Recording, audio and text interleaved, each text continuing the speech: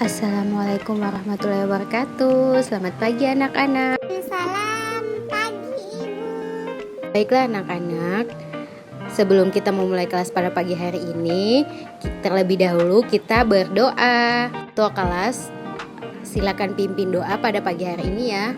Ibu, teman-teman, sebelum kita belajar, marilah kita berdoa. Berdoa mulai. Bismillahirrahmanirrahim. Rabbi zidni ilman warzuqni fahman. Amin. Doa selesai. Anak-anak, ibu mau absen terlebih dahulu. Bagi yang merasa namanya terpanggil, silakan ajukan tangan ya. Baik Ibu. Oke, baik ibu akan absen. Ayu Permatasari, Hadir Ibu. Ali, Hadir Ibu. Abdul Akbar, Hadir Ibu. Desi, Hadir Ibu. Nah, Hadir Ibu. Ovian, Hadir Ibu. Jal, Hadir Ibu. Saleh, Hadir Ibu. Siska. Hadir Ibu. Baiklah, sebelum kita masuk ke simulasi penerapan model-model pembelajaran, terlebih dahulu kita mengetahui pengertian dari model pembelajaran komparatif Jigsaw.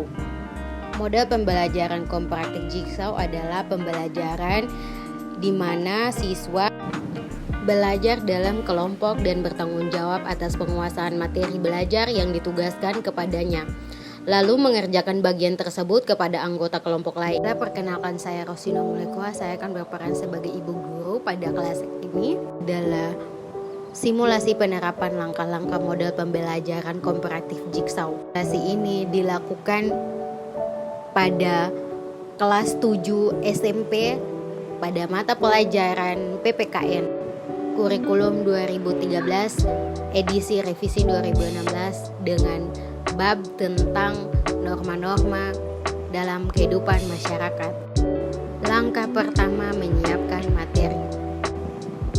Guru menyiapkan materi lalu dibagi menjadi beberapa subtopik sesuai dengan kelompok yang sudah ditentukan oleh guru.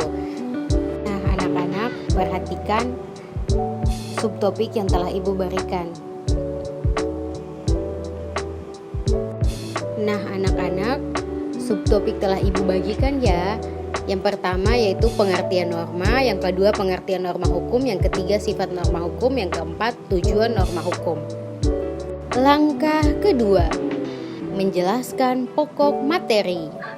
Guru menjelaskan materi secara singkat agar tidak banyak menghabiskan waktu.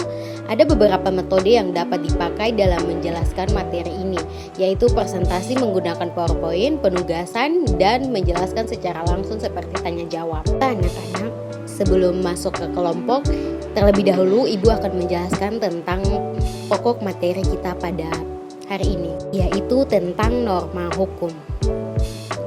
Norma hukum adalah aturan yang diperuntukkan ketertiban kehidupan masyarakat yang biasanya dibuat oleh otoritas pemerintah setempat di suatu negara. Setiap warga negara yang hidup berdampingan dengan warga negara lainnya wajib mengikuti norma hukum yang telah dibuat, di mana dalam proses terdapat aparatur seperti kejaksaan, kepolisian, hakim yang menegakkan aturan dan norma hukum di suatu negara. Baiklah anak-anak, apakah kalian sudah mengerti? Oke, jika kalian sudah mengerti, maka kita akan lanjut ke kelompok. Nah, kelompok yang tadi sudah ibu bagi, anak-anak terlihat ada pengertian norma hukum, sifat norma hukum, tujuan norma hukum. Nah, kelompok-kelompok yang merasa sudah dibagi, perhatikan apa yang telah ibu paparkan. Nah, yang kedua ada norma hukum, berarti kesepakatan yang dibuat oleh seluruh unsur masyarakat atau yang mewakili masyarakat di wilayah-wilayah tertentu. Norma hukum tersebut paling penting untuk disepakati karena dibahas tentang apa yang boleh dilakukan dan apa saja yang tidak boleh dilakukan. Nanti kalian boleh mencarinya di Google, di perpustakaan, atau pada buku paket yang kalian punya. Ketiga itu ada sifat norma hukum. Norma hukum biasanya bersifat mengikat untuk setiap penduduk yang berada dalam naungan suatu negara dengan menganut norma hukum tertentu, di mana artinya pengikat adalah bersifat harus ditaati dan jika melanggar akan dikenai sanksi. Adapun sanksi tersebut ditetapkan juga dalam draft norma hukum yang berlaku. Dengan kata lain, dapat dikatakan bahwa norma hukum memiliki dua macam sifat, yaitu perintah dan larangan. Selanjutnya, teman-teman mencarinya seperti yang telah Ibu katakan tadi ya. Yang keempat ada jenis norma hukum. Terdapat dua jenis norma hukum yang berlaku dalam kehidupan masyarakat. Kita mengenal norma hukum tertulis dan norma hukum tidak tertulis, di mana keduanya memiliki persamaan dan perbedaan. Nah, nanti kalian mencarinya yang lebih dalam lagi mengenai jenis norma hukum. Oke, itu saja yang Ibu sampaikan. Selanjutnya kalian akan mencari dan mengkaji. Ibu berikan kalian waktu 30 menit untuk memecahkan masalah itu atau menjelaskan, berdiskusi. Jangan tunggu ketua kelompok yang mencari sendiri ya. Kalian harus kerja sama, oke?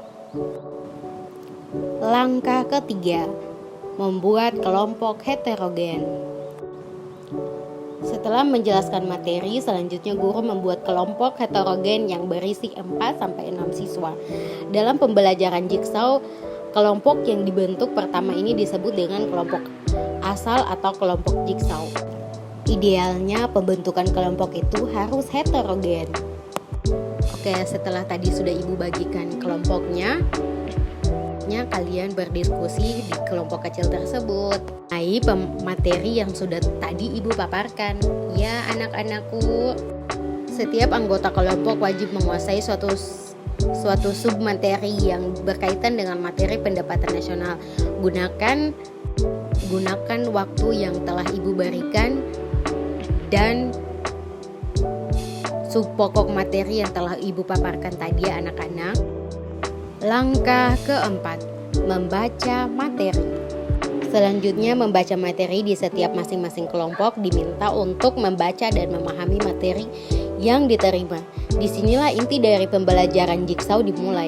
Jadi agar berhasil, perhatikan betul cakupan luas sempitnya materi dan tingkat kesulitannya.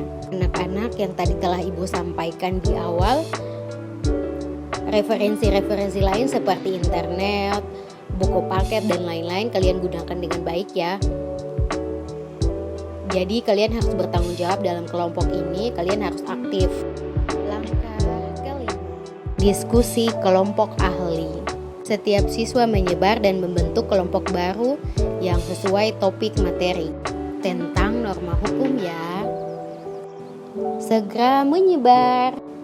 Perhatian anak-anak, yang kalian lakukan pada tahap diskusi kelompok ahli ini adalah mendiskusikan poin-poin utama dari topik-topik yang dibahas, lalu mencatat hal-hal pokok pada materi dan berlatih untuk nantinya mempresentasikannya di hasil diskusi. Lalu di dalam kelompok ini ada yang lebih dominan dan ada juga yang hanya mendengarkan. Agar tidak dapat terjadi hal seperti itu, maka Ibu dapat membagikan waktu yang relatif sama. Ibu akan memberikan kebebasan kepada kalian untuk mengatur jalannya diskusi ini secara bebas. Kan waktu di awal untuk saling bergantian ya, untuk memaparkan apa yang tadi telah didiskusikan di depan teman-teman kalian. Langkah keenam, presentasi di dalam kelompok jigsaw atau kelompok asal. Pada tahap ini, siswa kembali ke kelompok asal untuk mempresentasikan hasil diskusinya secara bergantian. Siswa menyampaikan apa yang ia peroleh saat berdiskusi di kelompok ahli. Ibu tugaskan salah satu anggota sebagai notulen hasil presentasi. Catatan ini nantinya akan dikumpulkan sebagai laporan kelompok. Anak-anak, silahkan kalian presentasikan hasil diskusi kalian pada kelompok jigsaw atau kelompok asal. Teman-teman yang lain, saat kalian menyimak, tidak boleh kalian mempersiapkan materi atau topik sendiri. Nah, fokus pada presenter yang memaparkan materi dan sambil mendengar, kalian membuat pertanyaan ya. apabila ada yang ditanyakan. Langkah ketujuh, mengumpulkan laporan.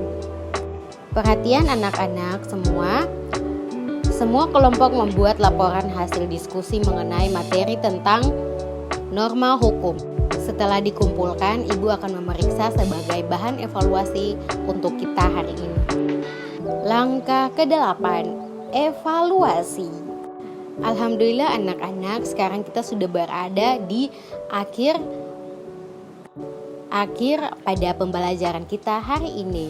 Selanjutnya, Ibu akan memberikan evaluasi mengenai pembelajaran dan diskusi kita pada hari ini ya. Pembelajaran pada hari ini sudah sangat-sangat baik. Ibu sangat mengapresiasi pada kelompok-kelompok yang telah bergiat bekerja sama untuk mendiskusikan materi yang telah Ibu berikan.